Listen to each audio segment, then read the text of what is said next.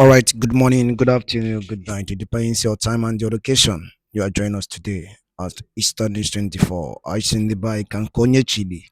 Yes, hello. I send the million dollars on Mirata Masha. I snow a drani bonama, anybody catchy. Nature that go try Kurojaku adere. Ise, Ise, Ise. Edi kosi di aye jabopuni also no go book. I go senior be fed Makia Webani Rakupodika is a I gonna bambo. Latest happening, the latest update concerning what is happening in the Eastern region. All right. Continue discussion on international media. Funny question who bastama kaya bifena dana poto. Yeah, but the continuation of discussion of the Biafra exist on international media. So malai konyo bana gaya bife. Igesia ya drop ora feature. Because I could not connect with the update as they happen. All right, over to you, sir.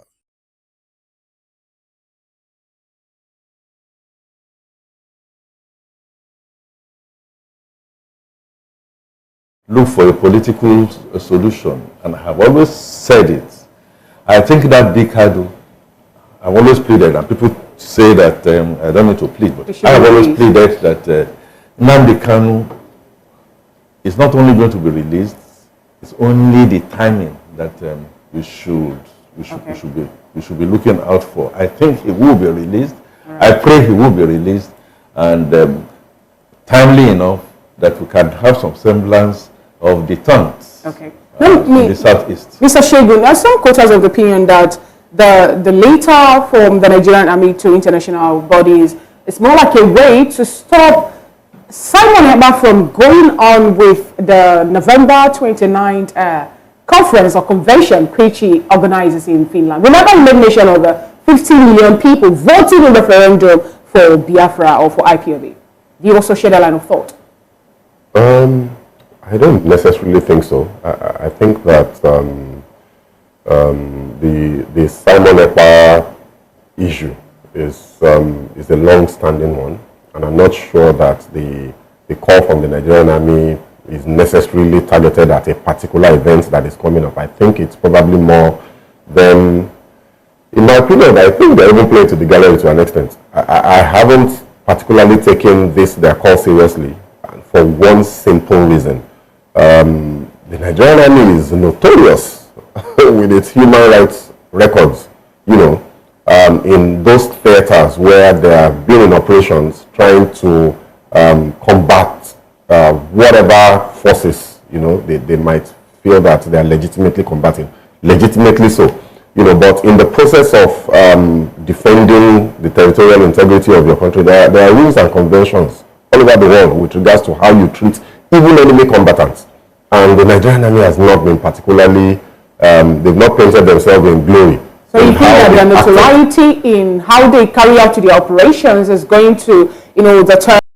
Okay, ndeba daloli nenu omife the guy se kwunu kwa ayeti ekwono yabo the complete kun gekwe ya bife ma before ya ga nilu biko obu na nka obosi gi obu ne fa na eme na adi onu mma ka baro ka etusa ya bozi ka ọ na-erute ụmụ na ndị n'ebe dị iche iche aka ịnụ ka o si ada dedication of Biafra Republic on December ya bife bi na kpatụ and the rendition of Mazi Simon Ekpa back to Nigeria. Okay, if you will equal basta maka ya bife. Alright, my before ya ga niru aye tie kwuru nu ya bo the complete session kun ge ya onu gesize unu achiko gwa ifu nche niru akwo na odi nke unu. Alright, over to you. It's a long-standing one, and I'm not sure that the call from the Nigerian army is necessarily targeted at a particular event that is coming up. I think it's probably more them, in my opinion, I think they're even playing to the gallery to an extent. I haven't particularly taken their call seriously for one simple reason. The Nigerian army is notorious with its human rights records, in those theaters where they have been in operations trying to combat whatever forces, they might feel that they are legitimately combating. Legitimately so. But in the process of defending the territorial integrity of your country, there are rules and conventions all over the world with regards to how you treat even enemy combatants. And the Nigerian army has not been particularly, They've not painted themselves in glory. So you think that their notoriety in how they carry out their operations is going to, deter the international organization from listening to their calls or their... Yeah, I think that their call will be taken with a pinch of salt. It almost seems as like a bit of sarcasm to me. Everybody, so to put it in common parlance, hey, Shebi, every time you people are carrying us to ICC and carrying us to Amnesty International, now we too want to go to ICC and Amnesty International. It looks that way to me, because in my view, yes, the way the gentleman was treated was absolutely abominable and must be condemned. I think that the Nigerian army are well equipped to go in and retrieve him and do whatever they need to do while staying within the ambits of the law. So they don't have too much of my sympathy, to be honest. But we're having a double way in this story. The Nigerian army of the opinion that this man served, that the man is still in service. Now, is it that the Nigerian army don't really know the man's status? No, I mean... Or are we having a discrepancy now to determine his own idea? We have to go with the official statement from the Nigerian army. Nobody will know who works for the Nigerian army more than the Nigerian army themselves. So, 82 division, something happened in 82 division last some months ago, where a man, killed a woman, allegedly, though the Nigerian army were like, they are looking into that. It happened there in 82 division. Nigerian army of the opinion that the man who did that, it's not, or was not recruited from the joint task force. And they said he's not a repentant Boko Haram member. Whereas we have other information out there on the social media platform showing that this man was recruited from the joint task force as a repentant Boko Haram member. So do you also think that we're seeing a clear notion of all the stories happening? Well, it's. I guess we would have to take that as a separate case, and maybe that would call to question the integrity of the information that comes out of the Nigerian. And we do know, we've seen in the past that, again, they've not necessarily painted themselves in glory when it comes to even disseminating factual information about things that are going on. I remember the very unfortunate incident in 2020 where we all saw live videos. I saw live transmission, Instagram live feed, where bullets were being removed from people's legs. And then the Nigerian army came out in an official statement and said it was, what do they call it, doctored or something like that. That was a bit ridiculous. So they have a checkered history. And for me, it's the reason I'm a bit unsympathetic towards whatever they're saying now. I think the guy that is being maltreated by IPOB, if that is the case, should be rescued, and they should deal with them with the full force of the law and the might that they have, the might of the state, and that's that about that. Why are they going to the ICC? Okay. I don't understand that at all. Thanks very much. Let me stay with you on this issue. You said something about this case not being isolated. I think it has a broader perspective. Absolutely. So in the sense that it should have a broader perspective, do you think that it's some kind of selective justice on the part of the Nigerian army, to take the case of IPOB to the ICC and Amnesty International, the same Amnesty International that has several times called out the Nigerian army against inhuman treatments to civilians? And again, for the fact that the Nigerian army have not been able to take this same case of Boko Haram bandits and terrorists to the ICC.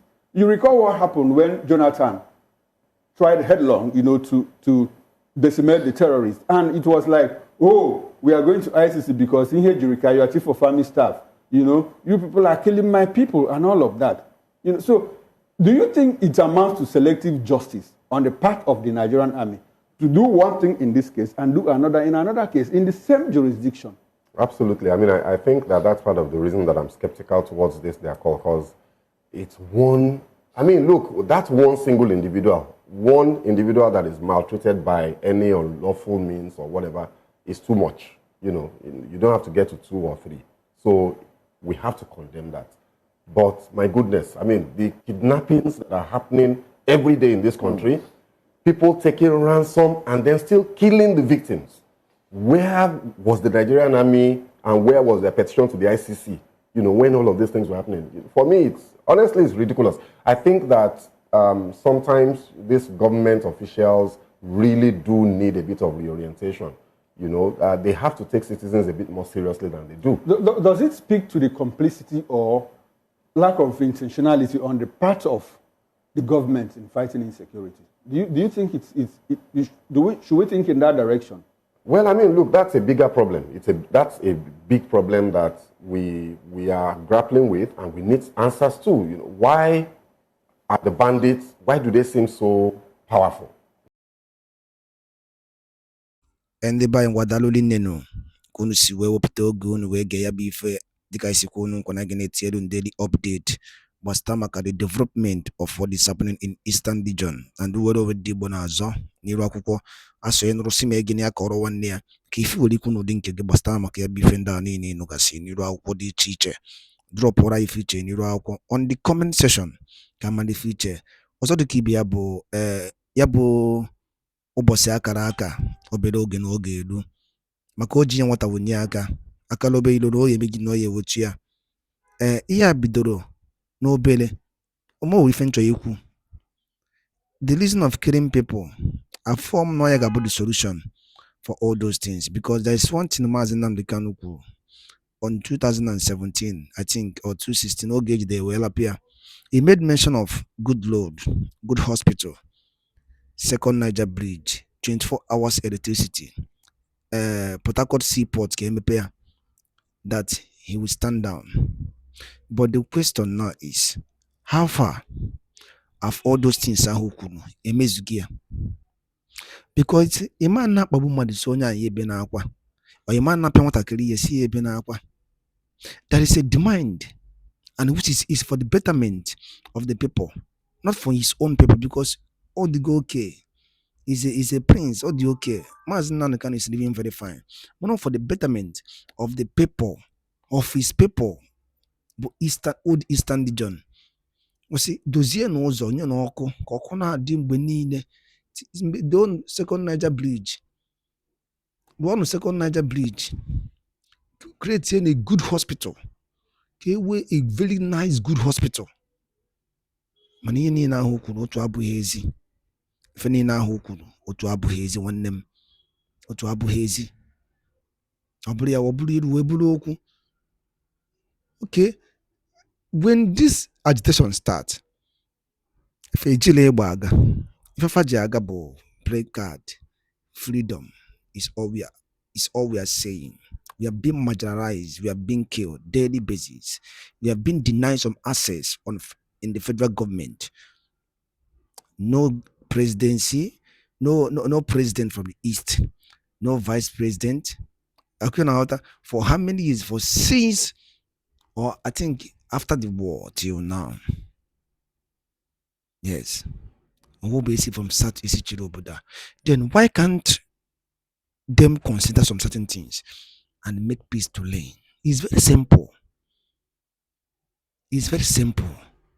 You go and dialogue with those people. You go and dialogue with Nnamdi Kanu to know what the problem is and fix everything that is possible to fix to make sure that the world too much climb.